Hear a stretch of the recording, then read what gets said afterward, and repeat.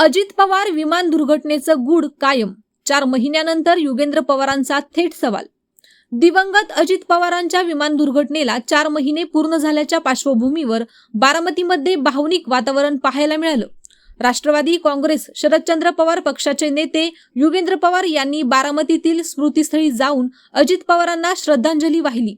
गोजूबावी हा जिरायत भाग आहे. तुम्ही प्रत्यक्ष त्या ठिकाणी गेलात तर तेथे एकही मोठं झाड दिसणार नाही. त्यामुळे अहवालात जे काही मुद्दे मांडले गेले ते न पटण्यासारखे आहेत, असं योगेंद्र पवार म्हणाले.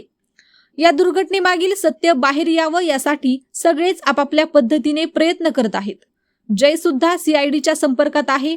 पार्थ दादांचीही इच्छा आहे आणि वहिनींचीही इच्छा आहे. आमची तर भूमिका स्पष्ट आहेच. रोहित दादाही या विषयावर आवाज उठवत आहेत, असं त्यांनी सांगितलं. दरम्यान या प्रकरणाची चौकशी अनेक यंत्रणांकडून सुरू असल्याची माहिती त्यांनी दिली. सीबीआय चौकशी करत आहे. सीआयडी, डीजीसीए, एआयबी अशा विविध संस्था या प्रकरणाचा तपास करत आहेत. मात्र आमच्या सर्वांची एकच इच्छा आहे, लवकरात लवकर आम्हाला उत्तर मिळालं पाहिजे, अशी मागणी त्यांनी केली.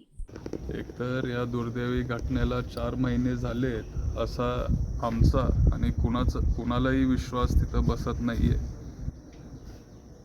4 महिन्यापूर्वी जेव्हा ही घटना घडली तेव्हा मी बारामतीत होतो आणि तिथं विमानतळावर मी लगेच पोचलो. 5-10 मिनिटात तिथं मी पोचलो.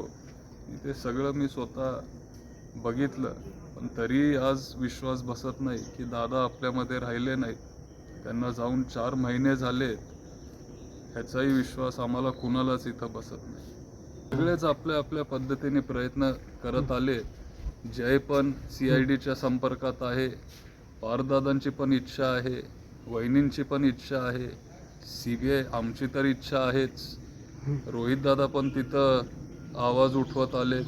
पण सीबीआय चौकशी करते, सीआयडी, डीजीसीए, एआयबी असे भरपूर वेगळे जे संस्था आहेत ते चौकशी करतायत.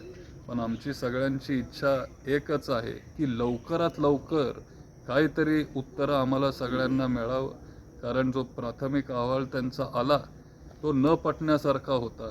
गोजूबावी हे गाव बारामतीतल्या जिरायत भागात येतं. तिथं असं सांगण्यात आलं की एका झाडामुळं ते विमान तिथं कोसळलं किंवा पडलं. पण तिथं जर तुम्ही गेला, तुम्ही पण बारामतीतले आहात, तिथं जाऊन बघा, एकही झाड तिथं नाहीये. त्याच्यामुळे हे काय तिथं मुद्दे जे त्यांनी मांडले ते न पटण्यासारखे होते. आणि आमची सगळ्यांची एकच इच्छा आहे की लवकरात लवकर हा जो फायनल रिपोर्ट आहे तो जनतेच्या समोर आला पाहिजे. अशाच नवनवीन बातम्या पाहण्यासाठी बारामती वार्तापत्र चॅनलला लाईक करा, शेअर करा, सबस्क्राईब करा आणि बेल आयकॉन प्रेस करा.